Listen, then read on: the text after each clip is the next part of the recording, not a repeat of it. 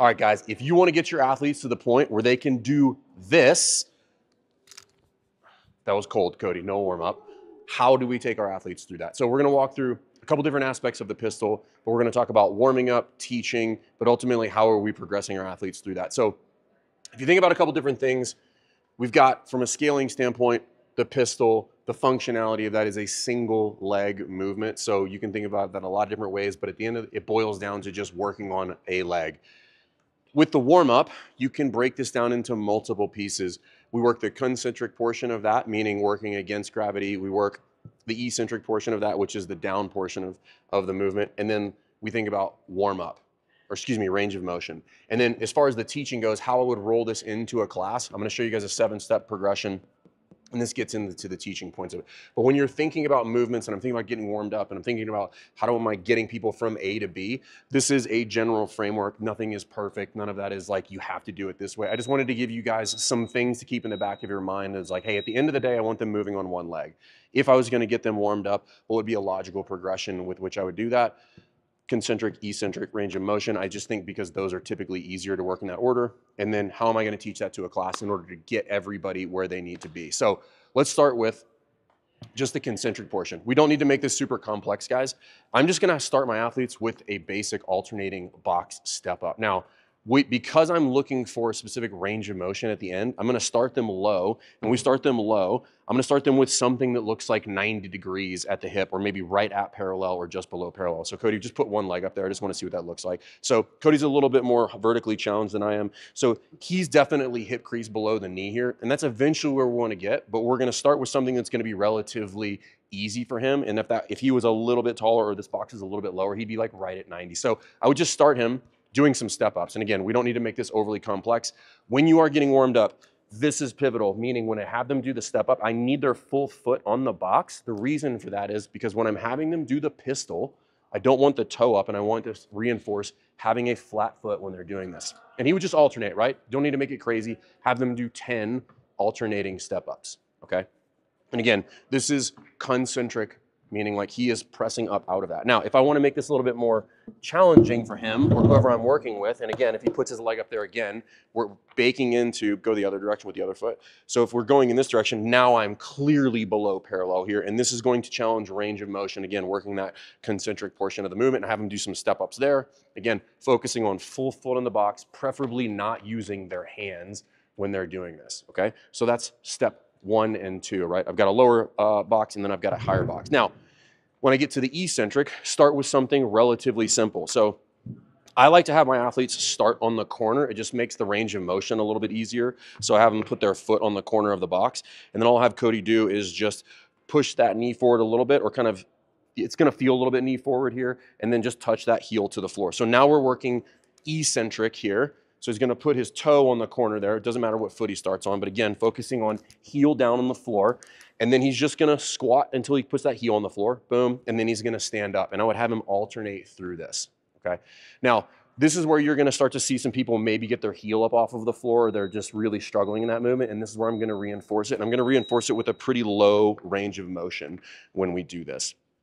Once he's got that, now I can start to dial this up, and I'm still working eccentric, but I'm going to have him work at a different range of motion now. So if he steps on here, left foot on the box, right foot hanging off, the beauty of this drill is what happens here is as he stands up, we don't have to worry about that flexibility of him having to have his full leg or that hip at 90 degrees at the bottom of the pistol. He can let that leg just drag down at a 45 as he lowers himself down to the floor. If he can get that heel all the way to the floor, boom, and then stand up, great. If he needs to use his hands here in order to stand up out of this, there's nothing wrong with that, right? We're getting them warmed up. So if he gets all the way down to the bottom, boom, and he stands up, or he just steps off of the box.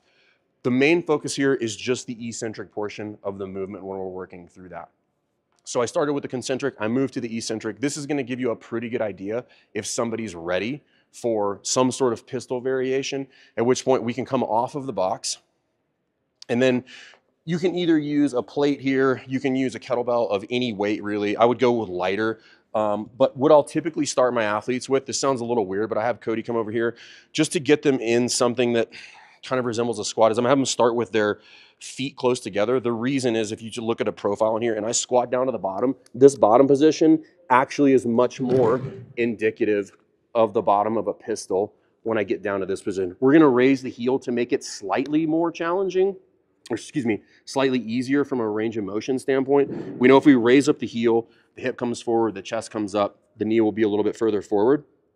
But I want to make this as easy as possible. I want the feet together because I want to mimic this position. We know we're going to have a slight flexion of the spine when we're at the bottom of the pistol because it's required to get into this bottom position. And I just want to get him in a position where that knee is pretty far forward to get the knees warmed up. So I'm going to have him start toes together and then just do 10 squats. Nothing crazy. If you guys are into knees over toes guy, you've probably seen this. Super, super valuable as far as like just getting good dorsiflexion of the ankle, getting the knees warmed up. And then what I can have him do is squat down to the bottom and then just pick a leg, Cody, and just stick it out there if you're comfortable with it. Maybe they're comfortable with it. Maybe they have to put their heel on the ground. Great. And then he pulls it back in and then he stands up. So I'm starting to assess what they look like at the bottom when they're doing this. Now, if they still struggle there, this is when I can introduce some sort of counterbalance. And when he gets down to the bottom, he can use that and hold it out in front if they struggle from a mobility or a flexibility standpoint. If he needs that as he squats down to the bottom, so just squat down both legs, stick a leg out for me, boom. And this will help him stay balanced a little bit. And then he can bring the foot back in and then he can stand up. Once he's good there, now I'm gonna have him kind of test, can he get down to the bottom and then maybe back up from this? So he squats down to the bottom. I'm still gonna have him use both these aids, and then he stands up, and then this time I'm gonna have you go down, both feet, and then I'm gonna have you go down, you're gonna stick that foot out and then do a pistol in this position, good. And then from there, I'm gonna have him try to stand up. If he's good there, now I'm gonna have him put it all together, foot out right from the get-go, squat down. If you can stand up out of that, great. If not, we're working through some of that. Now, what happens after this? First thing I'm probably gonna do is get rid of this plate. I'm gonna keep the counterbalance weight here. Again, just assessing his movement, pick a foot, doesn't matter. He can hold that out in front. As a coach, I can be here if he's off balance, try to stand up out of that. And then boom, last step is I'm gonna get rid of this and have him work through a pistol, full range of motion if he's got it. Now, if they're struggling with the range of motion, easy solution, I would maybe bring Cody back over here to the box. And again, a lot of gyms have shorter boxes. I think you should have shorter boxes, 12, 13-inch boxes, and just have him sit down to this position and then stand up. Again, remember, the function of this was single leg. So anything that we can come up here with that is gonna be single leg centric is gonna check the box for today because we're gonna continue to work on this over time. So if this is super easy for him, if he can just squat down to that box, I'm a little bit taller than Cody, so that's lower for me, and then have him stand up, this checks the box for a pistol. He's just not having the full range of motion, which is gonna be the last thing that we're gonna introduce to this whole thing anyway. So I just wanted to give you guys a little bit of a framework. Pistols, single leg, get them into some sort of single leg. If you wanna think about some ways to kind of iron out or kind of structure the warm-up for this specific movement, here you go, and then you can use that progression. But again, we should be progressing them through this movement and they should be getting closer and closer to a pistol if they have all of the anatomical end ranges that are needed. We're assuming there's no injuries or anything like that in order to get them to the end state. Because we know a lot about somebody who can get down into a full squat on one leg and then get up, even if they're not doing it fast, even if they're not doing a ton of volumes, they have a tremendous amount of capacity and they're gonna be just fine for a very long time. So try that out. Let us know what you think, and we'll see you in the next video. If you're a coach looking to get bite-sized daily tips on how to run better classes inside the affiliate, facilitated by some of the best coaches in the world inside of the CrossFit space, check out the knowledge. Everything that you're looking for is in there. How to run classes, how to correct athletes, how to know some of the conceptual things with inside of this whole CrossFit space. Check it out. Run better classes. Check out the knowledge.